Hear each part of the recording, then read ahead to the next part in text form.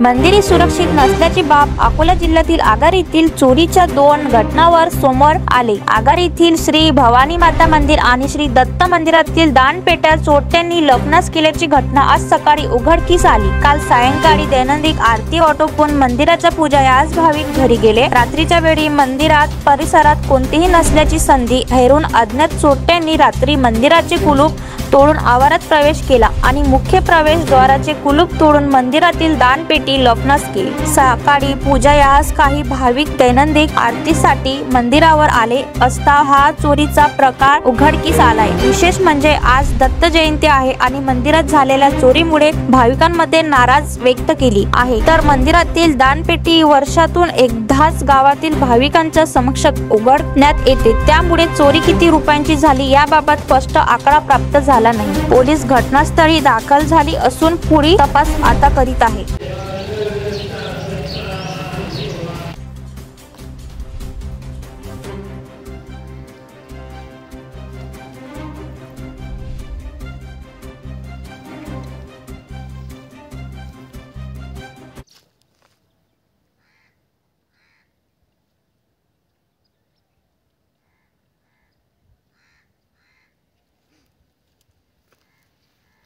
शिवाजी केला मग नाही।